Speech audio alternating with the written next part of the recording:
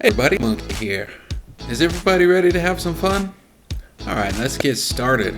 Tonight we're making a delightful little treat. This is called caramel butter cake. Hold on to your seats because this is really good. Seats. I'm going to start off with a pretty basic cake batter here. Some butter, sugar, and then to spice it up a little bit, I threw in some powdered sugar and sour cream. How novel is that? Come on. No, in all honesty, I threw the sour cream in there to kind of cut some of the sweetness of this cake and give it just a bit of tang.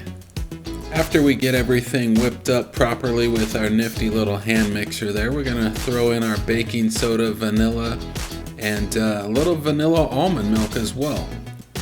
After we give that a nice extra fast whipping, we're going to scrape our sides down with our bowl scraper and add our egg. Keep your bowls tidy. We're going to mix our egg in, but not for too long. You don't want to overmix your egg. That's why it's usually one of the last things I add in to the bowl, because if you overmix the egg, it's going to create kind of a tough texture for your cake or cookies. You'll also notice that I always fold in the flour at the end.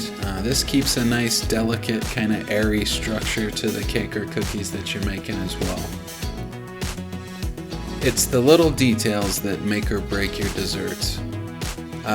Get that cake batter thrown into these mini pie tins and then get them in the oven. We're going to cook them at 320 degrees for about 30 minutes in this size pan. If you use a bigger pan, bump up the time to 40-45 minutes. Just depends on what size pan you're using. That little mama slides right out of the pie tin and she's ready for the caramel topping. Here we go.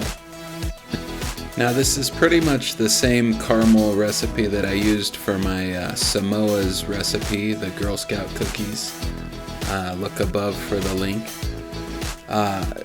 The only difference here is we're gonna cook the sugar a little bit shorter cook time so it doesn't become such a copper color at the end. It'll be a nice light copper. And then I'm gonna add a little bit more butter to this recipe as well, so we get a little bit softer texture on this caramel for the cake.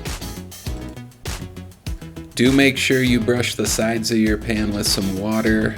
That's what you saw me doing there with the pink brush. I was just brushing the sides with water to prevent the sugar from crystallizing on the edges.